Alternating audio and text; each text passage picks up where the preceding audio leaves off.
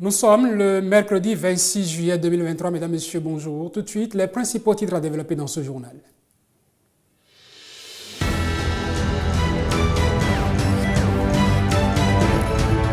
Les jeunes de la première édition du Parlement francophone régional des jeunes sont repartis du Bénin, plus sachant des réalités parlementaires. Une semaine de découverte du travail parlementaire et de renforcement de capacités dont ils nous parleront dans cette édition.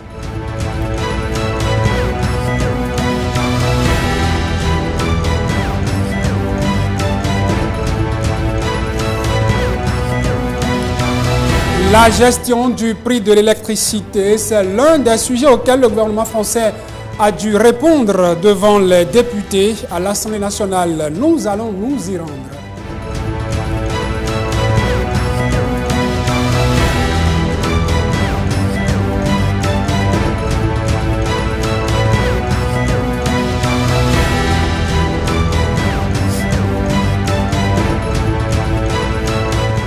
Chez le prothésiste angulaire, c'est l'autre adresse que maîtrisent la plupart des femmes pour se faire belles. Ongles, vernis sont entre autres matières premières que manipulent les professionnels de ce métier. Nous irons les découvrir dans ce journal.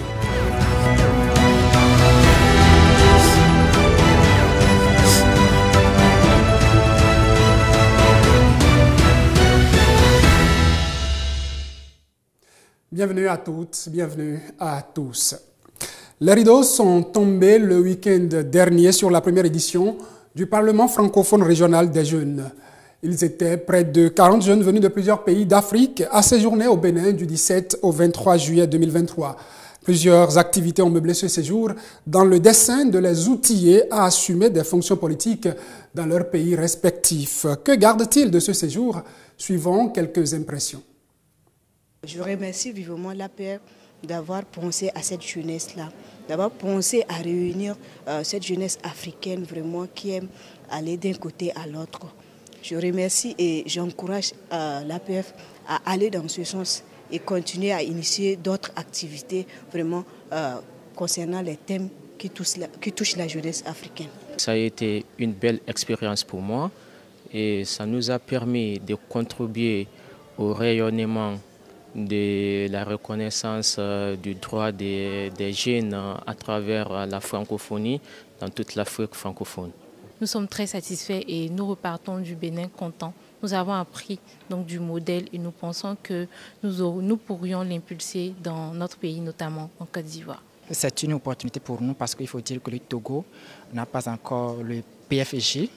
Donc nous avons beaucoup appris sur les processus de comment mettre sur place le Parlement francophone des jeunes au Togo. Cette expérience est une bonne expérience pour moi parce que cela m'a donné beaucoup d'expérience en matière de relations internationales et des élaborations politiques. Et aussi, cette semaine a été très excitante pour moi par rapport aux joutes oratoires et comment on peut parler en public. Oui. Les jeunes ont besoin maintenant d'opiner dans les débats publics, de donner leur opinion, de donner leurs solutions afin que les questions leur concernant puissent avoir des solutions propres, des solutions venant de la jeunesse elle-même. Et nous sommes satisfaits aujourd'hui que ces résolutions que nous avons eu à formuler ont été vraiment appréciées des autorités ici et des experts ici. Tout était vraiment actif, il n'y avait pas quelqu'un dans son coin et tout le monde participait. C'était très bien. Vraiment, je félicite tous les jeunes qui sont venus et puis je remercie au Parlement francophone de nous avoir permis de venir donner nos voix et aussi nous espérons que les plaidoyers que nous avons déposés seront pris en compte. Les sujets débattus étaient d'une très grande portée, non seulement parce que je viens du Cameroun qui subit en ce moment les troubles sociaux politiques au niveau du nord-ouest et du sud-ouest du pays, mais aussi parce que nous avons débattu de l'état de la femme. Nous avons débattu de la place de la femme dans la société. Nous avons débattu de plein d'autres sujets qui sont relevants par rapport à la société africaine en général et par rapport à nos cultures africaines en particulier. Je tiens à dire que nous avons eu à toucher les mauvaises mœurs sans toutefois dégrader les bonnes. À ceci, j'aimerais dire que j'espère que la première édition de cette assemblée parlementaire fera école pour d'autres sessions du Parlement francophone régional jeune. Une grande satisfaction, en ce sens que nous avons pu quand même nous impliquer dans la prise des résolutions, que ce soit sur le terrorisme, c'est-à-dire le rôle de la jeunesse au niveau du terrorisme, et également sur l'éducation, l'accès à l'égalité des filles en matière de la scolarité. Et donc, c'est deux résolutions qui retracent en réalité la vérité et l'image de l'Afrique. Il faut dire que les préoccupations de nos différents pays ont été prises en compte parce qu'il y a tout un cocktail de pays qui ont préparé à ce Parlement, à cette session. En nouvelle brève et en images, au Sénégal, les députés se sont accordés sur la suppression d'un tribunal anticorruption et ont adopté une loi à cet effet. L'objectif ayant conduit le gouvernement à créer ce tribunal était d'endiguer la criminalité économique et financière. À l'œuvre, il aurait révélé ses limites. En remplacement, un pôle judiciaire financier sera créé et comprendra notamment un parquet spécialement compétent sur la criminalité financière avec des magistrats spécialisés. En France, les parlementaires ont interrogé le gouvernement sur plusieurs sujets d'intérêt national. C'est à travers une séance de questions au gouvernement qui s'est déroulée la semaine dernière en présence de plusieurs membres du gouvernement français, y compris la première ministre Elisabeth Borne. Les détails avec Gilles Christidi. 27 questions au total ont été adressées au gouvernement par les députés français à l'occasion de cette séance plénière. Entre autres préoccupations soulevées par les parlementaires, la gestion du prix de l'électricité avec au fronton les députés du Rassemblement national. Alors qu'un Français sur 3 ne partira pas en vacances cet été, alors que la période estivale est déjà impactée par une inflation globale, alors que certaines urgences seront fermées ou régulées, comme dans mon département de l'Aube, alors que la France connaît la plus haute augmentation de faillites d'entreprises de son histoire, à près de 50% sur un an, alors qu'en février, les factures d'électricité ont déjà augmenté de 15%. Nous apprenons aujourd'hui une nouvelle hausse de 10% du prix de l'électricité. Concrètement, depuis 2 ans, la hausse réelle des prix de l'électricité est de 31% et de plus 26% rien que sur les 6 derniers mois. Où est votre parole, monsieur le ministre, lorsque vous annonciez qu'il n'y aurait pas de rattrapage sur les prix de l'électricité en 2023 ? Vous avez, par votre mensonge, alimenté la défiance de nos compatriotes envers la parole publique. Quand allez-vous reprendre le contrôle sur les prix de l'électricité et enfin appliquer les mesures de bon sens portées par Marine Le Pen ? En revenant aux tarifs réglementés, en désindexant le prix de l'électricité sur celui du gaz, en abaissant le taux de TVA de 20 à 5,5 sur toutes les énergies, dont l'électricité, en soutenant une politique ambitieuse sur le nucléaire. Question à laquelle a répondu la ministre française de la Transition énergétique. Même si cela vous déplaît de le reconnaître, la France est le pays qui a le plus protégé ses concitoyens face à l'augmentation des prix de l'énergie ces 2 dernières années. C'est ce gouvernement et cette majorité qui ont agi fortement dès le début de la crise énergétique pour protéger les Français, les collectivités locales et les entreprises face aux hausses des prix de l'électricité. Bouclier tarifaire, amortisseur électricité, filet de sécurité, chèque énergie ont été autant de dispositifs mis en place en un temps record ces 2 dernières années. Cet effort, c'est 40 milliards d'euros rien que pour le bouclier électricité sur la période 2022-2023. Cet effort massif, c'est un choix assumé pour protéger, un choix assumé pour que les Français bénéficient des prix d'électricité parmi les plus bas d'Europe. La majorité présidentielle peut être fière d'avoir mis tout ce qui était en son pouvoir pour protéger les Français. L'irresponsabilité, monsieur le député Guitton, elle est du côté de ceux qui ont refusé de voter ces dispositifs. Une séance plénière qui a également connu l'expression de plusieurs autres préoccupations des députés liées entre autres au bilan pénal des sanctions prononcées suite aux émeutes, à la lutte contre l'antisémitisme, à la santé mentale des jeunes et bien d'autres. Je vous remercie. Et entre autres sujets ayant également suscité l'intérêt des députés figure la montée des températures dans le pays, une vague de chaleur qui préoccupe donc les parlementaires. Je vous propose d'écouter les questions adressées à ce sujet, les éléments de réponse de l'exécutif. La canicule accable une partie de l'Europe avec une vague de chaleur qui fait exploser le thermomètre au-delà des 40 degrés. Malgré le deuxième mois de juin le plus chaud dans notre pays, le déni climatique du gouvernement ne rougit pas. Le ministre de l'Agriculture considère que ces températures n'ont rien d'extrême et sont plutôt normales pour un été. Non, monsieur le ministre, rien n'est normal dans ce que nous vivons.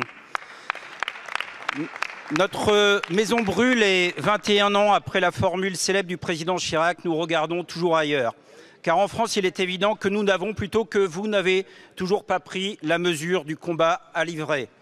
Ici, cette semaine, on essaie de nous vendre une nouvelle fable, celle de l'industrie verte, qui, au lieu de remettre en cause le modèle d'une production sans limite, prétend résoudre par magie nos problèmes de décarbonation.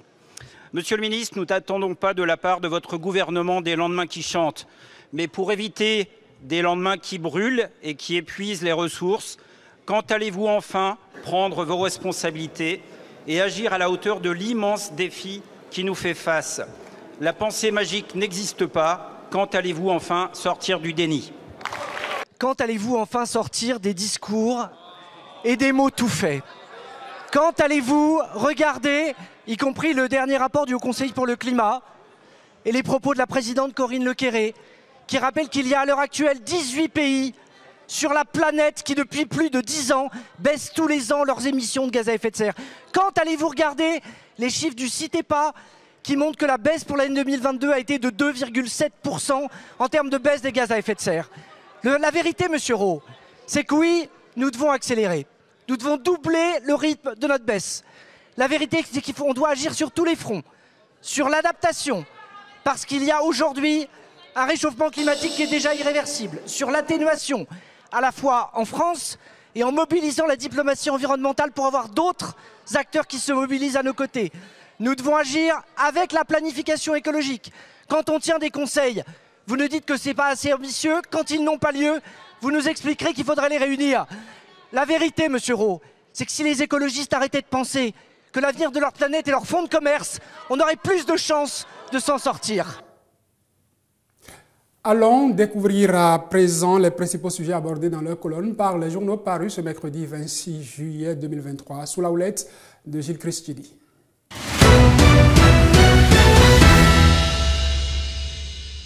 Mesdames, Messieurs, bonjour.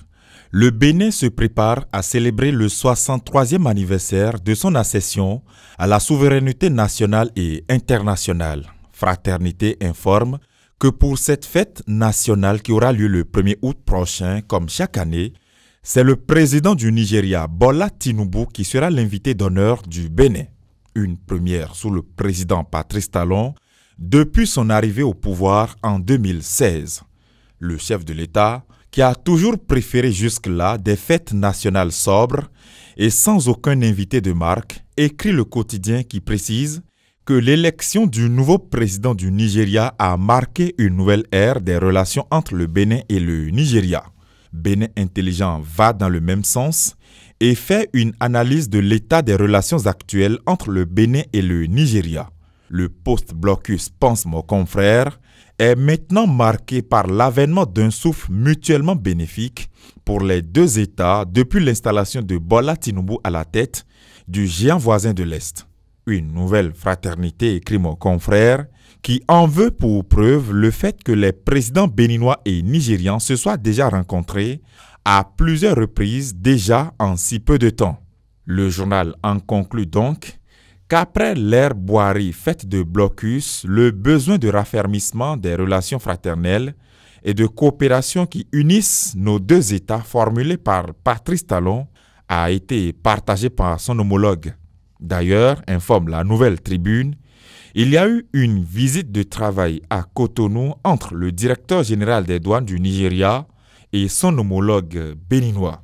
Le journal propose à ses lecteurs le communiqué conjoint qui a sanctionné cette séance de travail avec à la clé plusieurs mesures prises par les deux administrations douanières. À mon confrère de s'interroger donc de savoir si la hache de guerre est définitivement enterrée entre les deux États. Une question à laquelle répond d'emblée l'autre quotidien, qui déduit de cette démarche de collaboration entre les deux administrations douanières que l'on tend vers des échanges plus décomplexés et plus confiants entre le Bénin et le Nigeria. Parlons maintenant sport avec le Télégramme qui informe que les jeunes guépards scolaires continuent leur percée à la Coupe du monde scolaire qui se joue au Maroc. L'équipe du CEG Sainte-Rita joue la France ce mercredi après avoir battu l'Angleterre hier sur un score de 3-0. Leur match en quart de finale face aux jeunes Français ce jour est à suivre de près avec prière et espoir. Sur un autre plan, le quotidien Fraternité s'intéresse à un sujet de société ancré dans les réalités traditionnelles africaines en général et celles béninoises en particulier. Le port des perles à la hanche chez les femmes, qui jadis était un outil de séduction sous nos cieux, est en perdition, écrit mon confrère qui a certainement dû investiguer auprès d'une communauté féminine scientifiquement quantitative avant d'aboutir à cette conclusion qu'il déplore de toutes ses forces. Fin de cette revue de presse. À demain.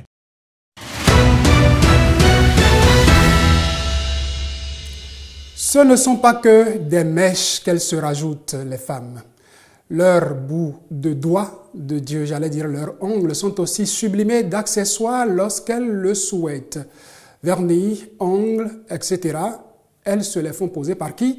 Par le prothésiste ongulaire. Écoutez, je ne m'y connais pas du tout, mais Océana Moussou, elle, à la rédaction de Télévision Hémicycle, il n'y a pas meilleur doigt, meilleur ongle pour vous montrer ce que fait un prothésiste ongulaire. Suivons-la.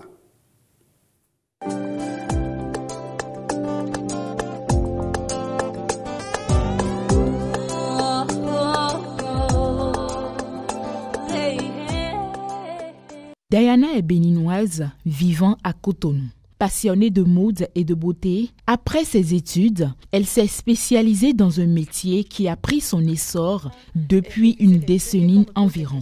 Aujourd'hui, elle se réclame fièrement comme étant l'une des prothésistes ongulaires les plus connues de la capitale économique du Bénin. Une prothésiste ongulaire, c'est un spécialiste des soins des ongles, c'est-à-dire quelqu'un qui s'occupe des pieds et des mains de sa cliente. Là, je parle de pédicure, de manicure, quelqu'un qui sait faire les faux ongles, la pédicure, nettoyer les ongles et prendre soin surtout, c'est le plus important, des pieds et des mains de sa cliente. Voilà. Avec le temps, le métier de prothésiste ongulaire s'est affiné et les spécialistes se professionnalisent davantage. La différence entre nous, prothésistes ongulaires, les bonnes dames qu'on voit au bord de la voie, ces bonnes dames se sont formées sur le tas.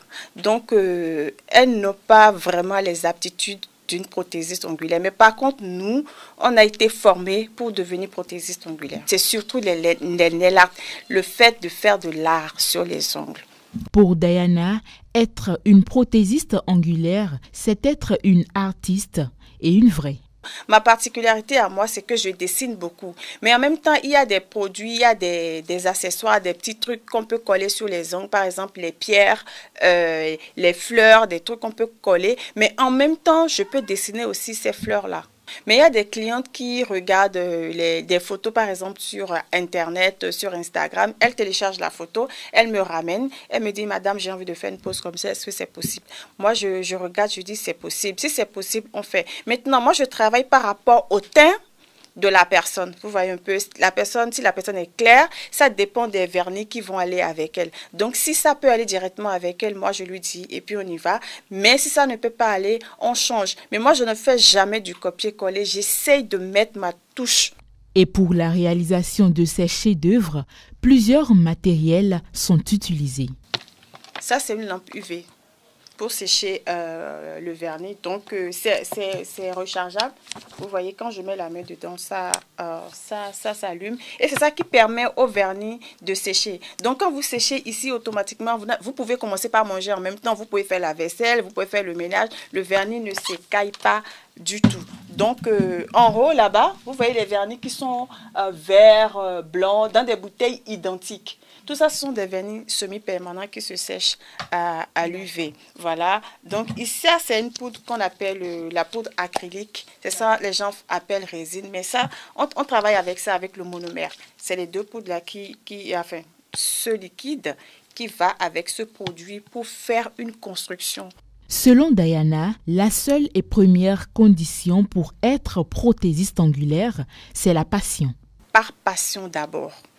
Par passion, et après vous passez maintenant à la formation. Si ce n'est pas une passion pour vous, vous ne pouvez pas le faire parce que c'est un métier à vue d'œil, on pense que c'est facile, mais c'est un métier qui est très très difficile. Vous voyez, parce que ça demande beaucoup de concentration, ça demande beaucoup d'esthétique. Et à la fameuse question de savoir si ce métier nourrit son homme, Diana répond sans embâche. Bien sûr, ça se voit sur moi, non? Le métier de prothésiste ongulaire peut nourrir son homme. Moi, je le dis et je confirme. Je suis dedans depuis, je vis de ça. Je ne fais pas autre chose. Tout ce que vous voyez, c'est de ça que je vis. Comme Diana, plusieurs jeunes femmes s'investissent et se professionnalisent dans le métier de prothésiste angulaire. Une nouvelle porte donc pour l'entrepreneuriat féminin et l'auto-emploi au Bénin.